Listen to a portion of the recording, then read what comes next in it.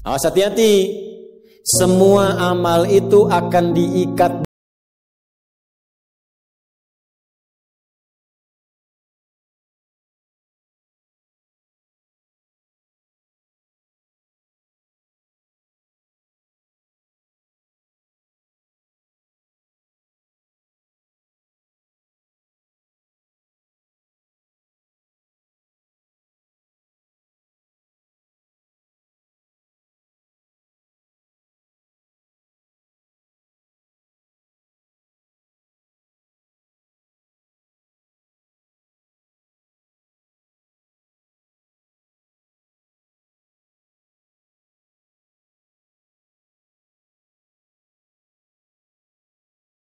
dengarkan dengan baik, catat, gak paham nanya. Makanya masuk dengan keluar beda.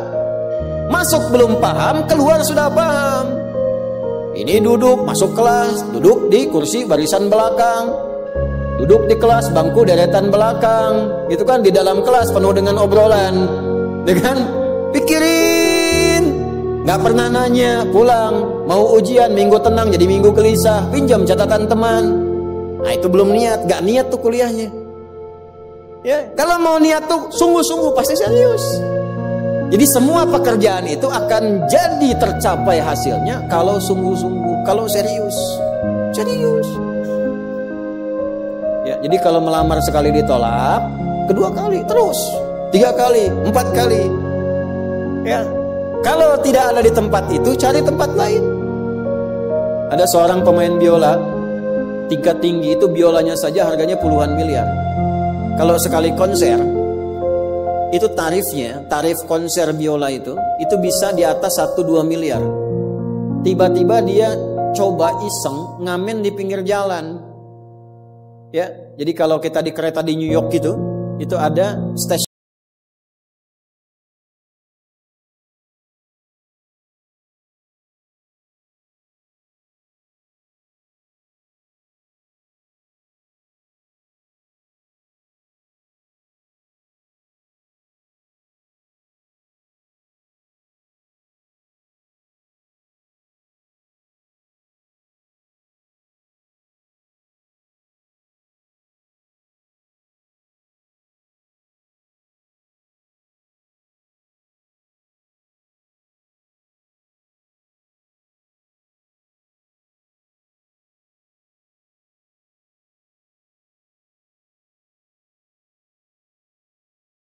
tempat yang layak bagi Anda untuk menunjukkan siapa Anda.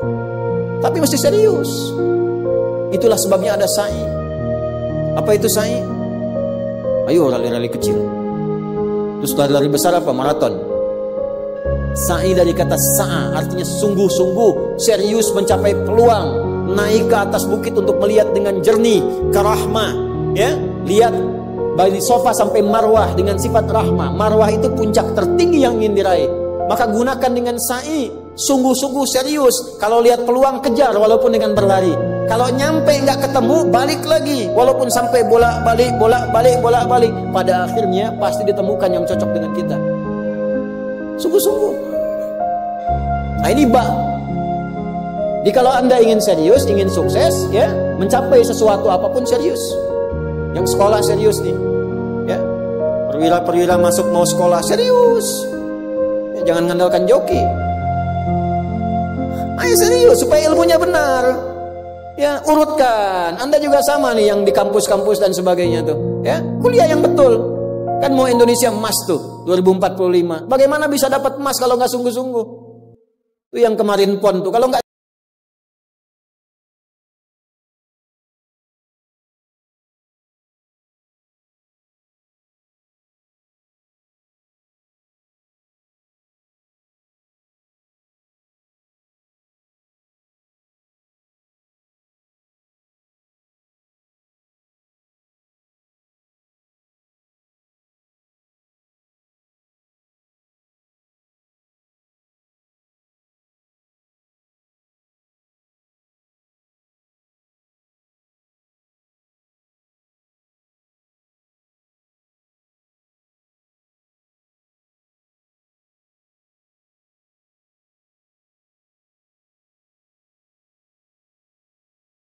Sungguh-sungguh, kalau sungguh-sungguh kerja, sukses.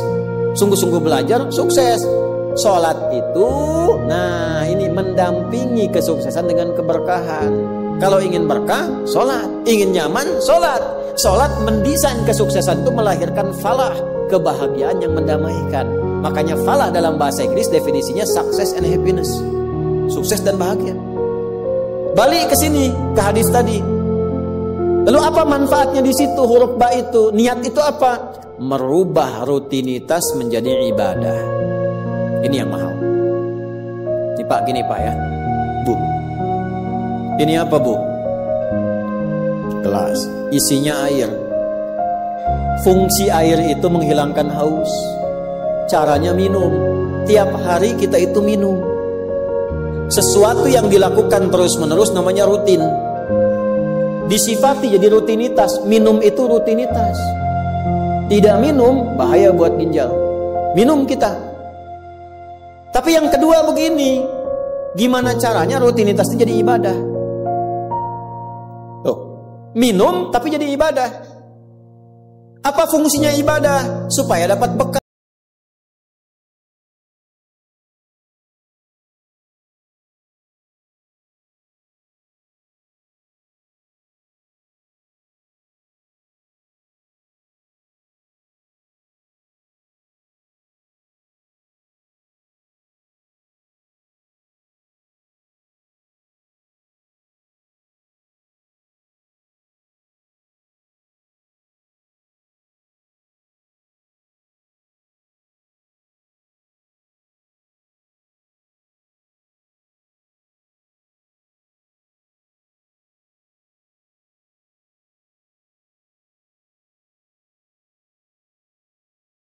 Pergi kemana?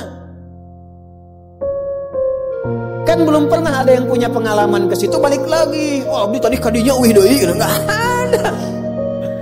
Ya, harus terjawab. Kalau tidak terjawab bingung kita ini. Harus terjawab. Yang bisa jawab itu siapa? Yang menciptakan kita. Tanggung jawab, harus memberikan keterangan. Karena itu kalau ada kitab suci menerangkan dengan sempurna, setelah di dunia ke sini keadaannya begini, bekalnya begini, dari situ ke sini prosesnya begini. Ini menunjukkan kitab suci itu benar dan sumbernya dari Sang Pencipta. Dan berita baiknya, alhamdulillah, alhamdulillah, silahkan riset, silahkan komparasikan secara ilmiah, riset. Hanya Al-Quran yang menerangkan itu dengan sempurna. Dari dunia pindahnya ke sini, alamnya disebut dengan kubur, pemisahnya disebut barzakh. Di dalamnya ada begini, dijelaskan oleh Nabi rinci. Kalau begini begini, kalau begitu begitu. Selesai itu nanti bertahap seperti ini, terjadi kiamat begini, rinci.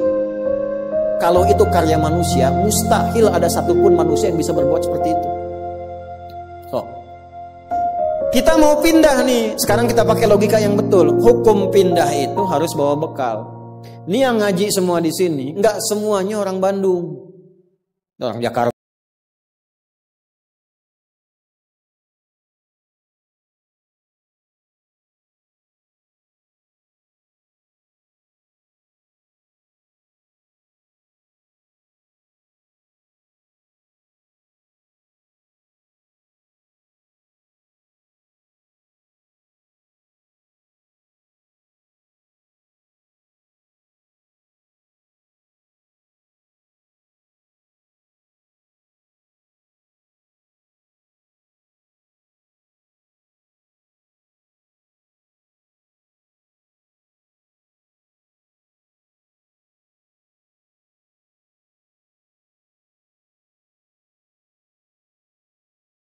Tempatnya semakin beda hukumnya.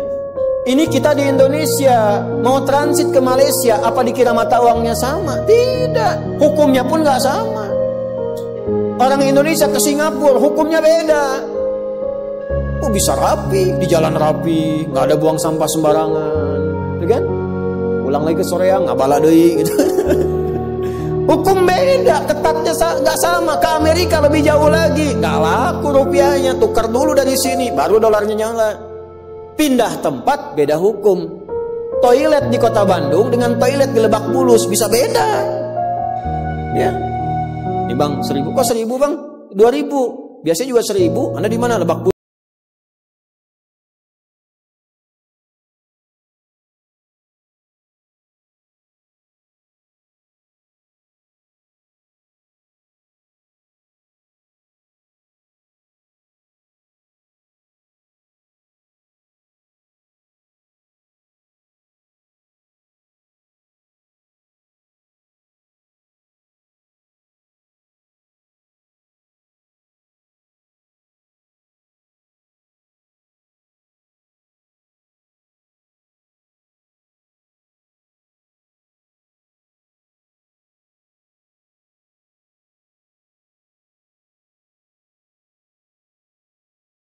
Ayo jantan kerudungan. Man rabbuka. Abi jamaah Ustaz Adi, namun belum sempurna hijrah. Pelan-pelan. Jangan dihukumi dulu. Dia sujud itu sudah luar biasa. Dia belum taat pada satu bagian, tapi taat pada bagian yang lain. Kita doakan, support. Jangan langsung tiba-tiba, oh nggak taat, dosa, neraka. Nah, kamu neraka, kumaing wes. Repot kalau gitu tuh. Ya, balik lagi, dikembalikan pada kebiasaan, pada kebaikan. Nah, sekarang mau pindah ke alam kubur, bekalnya apa? Kan mesti jelas. Baju sudah beda, nggak bisa dibawa. Itu sudah fitrah, Pak. Bapak punya warisan banyak, ditinggal. Nggak ada yang mau ikut, semua ditinggal. Anak-anak tuh sudah catat warisan bapak apa saja. Ibu sesayang-sayangnya nggak akan ikut, Bu. Bapak jangan tinggalkan saya. Terus kata yang nguburnya, ayo ibu mangga atau mau ibadah ngiringan, nanti aja. Akan masuk. Nah sekarang pertanyaannya bekalnya apa? Ini mesti terjawab. Kalau nggak terjawab, nggak lengkap agama itu. Apa fungsinya Tuhan di situ? Mesti menjelaskan. Nah di Islam itu dijelaskan. Bekal yang kita bawa pulang meninggalkan dunia itu, itulah yang disebut ibadah. Itu setiap dikerjakan ada poin ditulis. Poin itulah nama bekalnya, namanya ajrun namanya. Lahum ajrun ghairu mamnun, yang kita sebut dengan pahala. Yang menjadikan itu dapat, pahala itu diraih, bekal ibadah itu dapat, itulah niat. Itulah niat. Jadi pekerjaannya tidak berubah, rutinitas tetap jalan, minum tetap minum, kerja tetap kerja, makan tetap makan. Cuma dengan niat itu, di saat yang sama, cara minum itu langsung dinilai sebagai ibadah. Perintah Allah, malaikat tulis. Ya, berapa tulisnya? Sesuai kadar keikhlasannya, minimal 10. Itulah perbuatan yang dianggap benar, sehingga konsepnya dunianya sukses, minum juga, haus hilang. Akhiratnya dapat pahala. Jadi dunianya sukses, akhirat sukses. Disebut baik, perbuatan baik yang dinilai sukses oleh Allah disebut hasanah namanya. Makanya kita berharap dunia jadi hasanah, akhirat dikonfirmasi hasanah itu jadi pahala. Maka kita berdoa, Al-Baqarah ayat 201, Rabbana atina fid dunya wa fil akhirati waqina. Apa tafsir hasanah terkait ibadah? Tafsir hasanah terkait ibadah pindah surat ke surat 6. Ayat berapa? 160. Man jaa bil hasanati falahu asyru amsalihha. Minimal kalau diniatkan jadi ibadah tulis 10. 10 itu yang disebut bekal pulang. Sebelum meninggal. Tampilkan nanti. Punten Pak ngetang nate sanes kieu nya 1, 2, 3, 4 itu hitungan dunia. Cara menghitungnya 1 ke 2 500 tahun, 2 ke 3 500 tahun, 3 ke 4 500 tahun. Nanti semua itu diakumulasi, ditampilkanlah surga yang sesuai dengan pahala kita. Kapan ditampakkannya? Saat sakaratul maut, sebelum meninggal. Sifat ibadahnya disebut, sifat orang yang rajin ibadah disebut abdun, jamaknya ibadun. Ketika mau meninggal ditampakkan, karena ditampakkan tenang dia. Nyawanya tenang, jiwanya nyaman. Sifat jiwa yang dilatih ibadah saat latihan disebut tumakninah.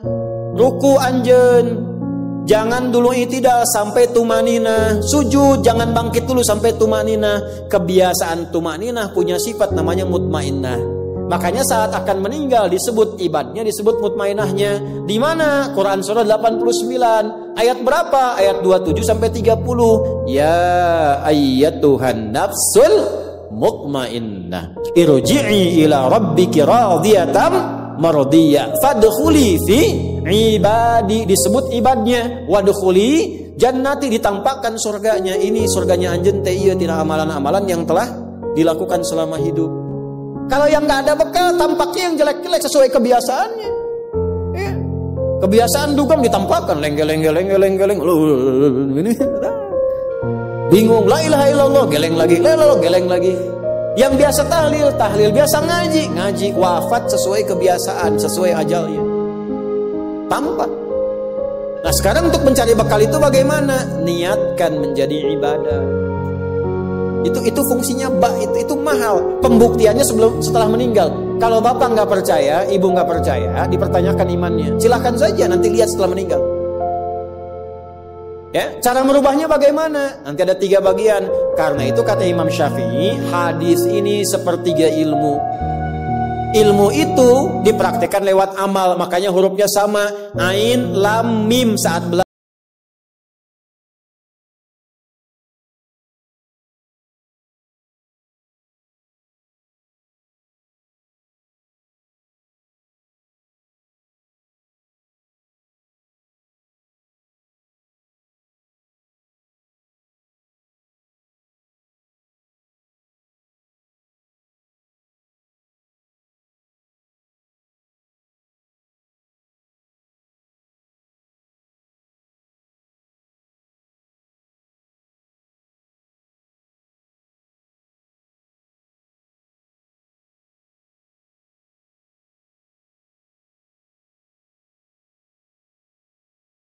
Tubuh bagian luar, ilmu tentang hati.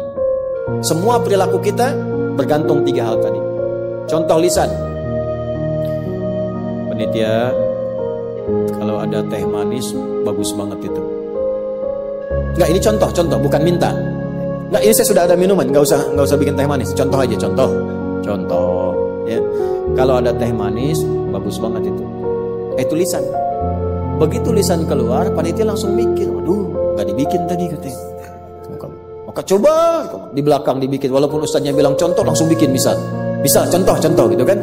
Nah, itu lisan. Kerjakan, siap kerjakan.